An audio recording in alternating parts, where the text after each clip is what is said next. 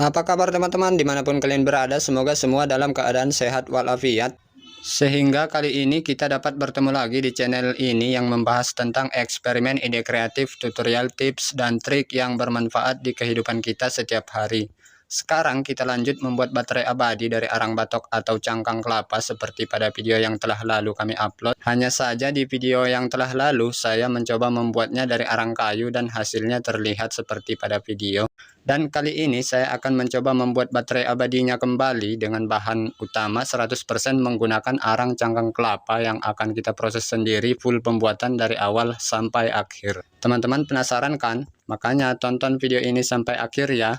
Jika kita berhasil membuat baterai ini, tentunya kita tidak perlu membeli baterai lagi dan ini akan sangat kita butuhkan jika ada pemadaman listrik di desa kita. Oke, kita lanjut. Jadi yang pertama sekali kita membakar cangkang kelapa ini hingga hangus dan benar-benar menjadi arang. Saya melakukan pembakaran seperti ini pada kompor gas satu persatu. Nah, setelah sekeliling cangkang kelapa ini terbakar, langsung kita turunkan dari api kompor gas tersebut, lalu biarkan apinya menyala hingga membakar hangus cangkang kelapa ini. Nah, jika apinya sudah padam seperti ini, bersegeralah kita siram dengan air, jangan sampai ia menjadi abu. Nah, seperti ini kita siram sedikit demi sedikit supaya bara api ini padam.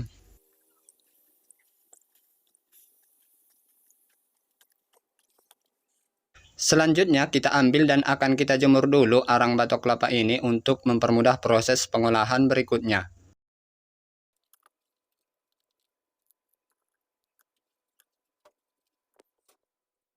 Nah, kita jemur dulu di bawah sinar matahari langsung hingga benar-benar kering.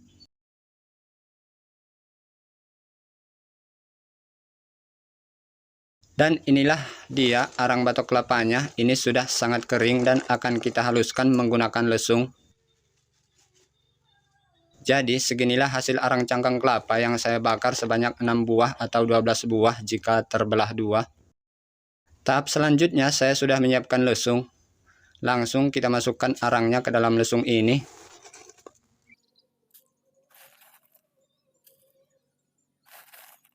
Nah, setelah seperti ini kita tumbuk dulu arang ini hingga menghalus.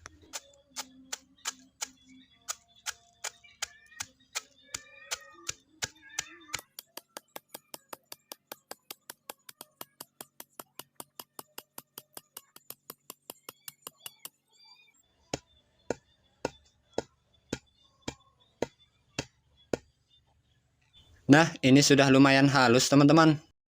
Akan kita pisahkan dulu antara arang yang halus dari arang yang masih kasar menggunakan tempurung atau cangkang kelapa ini karena waktu kita mepet berhubung sudah waktunya salat maghrib dan hari pun mulai malam. Maklum saja karena saya sangat sibuk setiap harinya mencari nafkah, pergi pagi pulang sore. Nah, setidaknya ini tidak terlalu kasar lagi, akan saya lanjutkan kembali esok hari. Tahap berikutnya akan kita ayak arang ini karena ini harus benar-benar halus supaya hasilnya maksimal sesuai yang kita inginkan. Terlihat jelas arang yang masih kasar setelah diayak dan ini akan kita tumbuk kembali menggunakan lesung. Untuk arang yang sudah halus dapatnya segini, sedangkan arang yang kasar masih ada segini lagi, masih banyak kan? Ini akan saya tumbuk kembali di luar video. Nah, setelah selesai proses penumbukan di luar video, lanjut kita ayak lagi hingga arang batok kelapa ini halus ke semuanya. Kita ayak-ayak seperti ini. Agar teman-teman tahu proses ini tidak mudah dan membutuhkan tingkat kesabaran tinggi. Hehehe, ya enggak? Iya dong.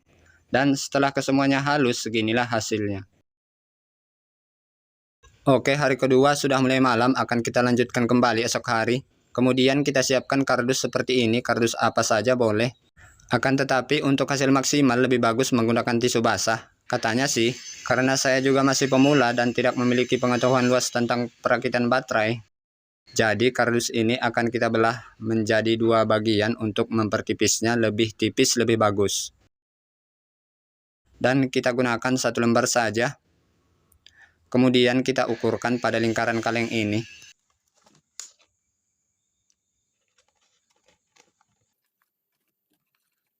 Nah, seperti ini. Kemudian kita beri penanda pada kardus ini supaya ukurannya pas pada kaleng ini. Jika sudah, kita lepas kembali dan akan kita potong si kardusnya ini.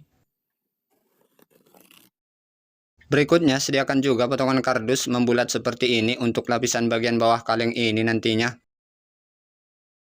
Paskan dan kita bentuk membulat seperti ini. Oke, kira-kira seperti ini.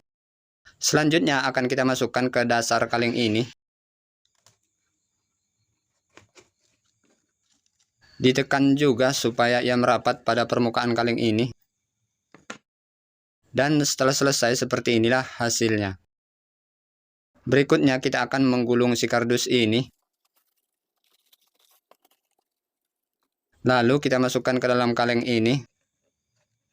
Pastikan semua bagian dalam kaleng terlapisi oleh kardus ini agar tidak terjadi konslet nantinya jika baterai ini sudah jadi. Oke, seperti inilah hasilnya.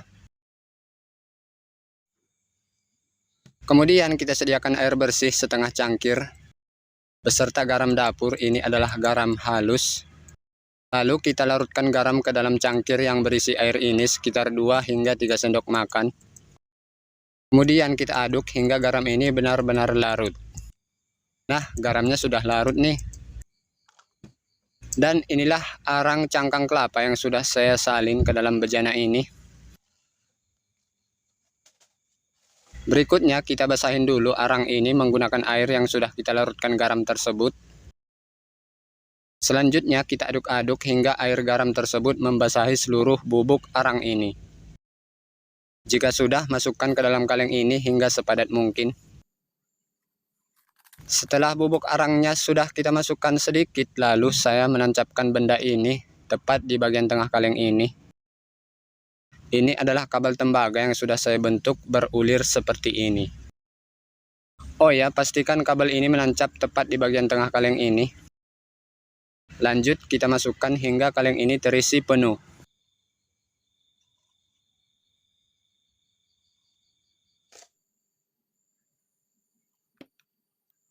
Ditekan-tekan juga agar ia padat. Oke, ini sudah penuh. Nah, akan saya jelaskan dulu. Kabel putih yang terikat pada kaleng ini merupakan kutub negatif, sedangkan kabel merah di tengah yang tersambung dengan kabel tembaga tadi merupakan kutub positif.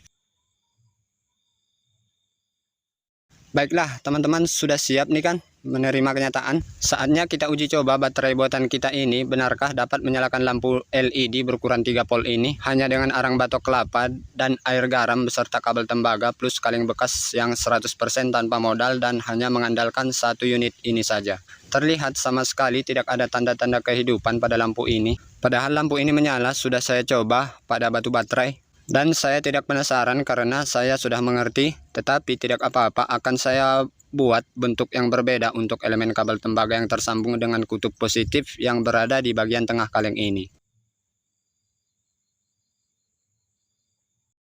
Jadi kabel tembaga ini diulir-ulir dengan kuat dan jarak yang rapat pada paku berukuran 4 inch ini. Bagian atasnya kita lebihkan sedikit untuk disambungkan dengan kabel kecil nantinya. Nah, seperti ini.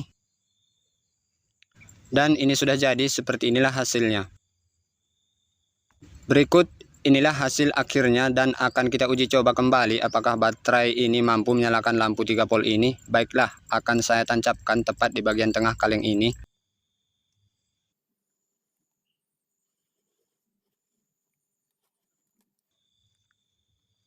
Oke, ini sudah tertancap. Akan saya uji coba lagi apakah lampu ini menyala. Kita sambung dulu kabel negatif kaleng ke negatif lampu, kabel positif lampu saya tempelkan ke positif kaleng. Ternyata hasilnya sangat mengecewakan kita, bukan? Setelah merangkai pin positif yang berbeda pun lampu ini sama saja tidak mau menyala. Baiklah, akan kita uji coba menggunakan lampu LED yang terakhir ini apakah menyala. Negatif lampu ke negatif baterai, pin positif lampu ke positif baterai. Terlihat setelah kita lakukan beberapa cara pun hasilnya sama saja tidak menyala alias mengecewakan saya dan teman-teman semua. Lampu ini benar-benar tidak mau menyala teman-teman. Akan tetapi bukan berarti kita gagal teman-teman. Mengapa saya menyatakan bukan berarti gagal? Supaya teman-teman mengetahui bahwa tegangan baterai buatan kita ini hanya menyentuh angka 0,6 hingga 0,7 volt. Yang artinya jika per satu kaleng baterai buatan kita ini bertegangan 0,6 atau 0,7 volt, maka kita harus membuat dan menggabungkan baterai arang seperti ini sebanyak 5 unit sehingga ia dapat menghasilkan arus DC bertegangan 3 sampai 3,5 volt untuk bisa menyalakan lampu LED 3 volt. Sayangnya, saya tidak mempunyai testimeter agar saya dapat memperlihatkan kepada teman-teman semua bahwa baterai buatan kita ini bertegangan 0,6 sampai 0,7 volt menurut informasi yang saya dapatkan. Intinya tidak cukup hanya satu kaleng baterai arang batok kelapa beserta air asin untuk menyalakan lampu LED 3 volt tanpa alat bantu yang lainnya, seperti step up USB 5 volt. Oke teman-teman, dengan adanya video ini setidaknya kita semua mendapat pelajaran baru hari ini. Dan akan kita ulas kembali di lain waktu. Jangan lupa di like plus subscribe. Terima kasih telah menonton dan sampai ketemu lagi di video berikutnya. Bye-bye.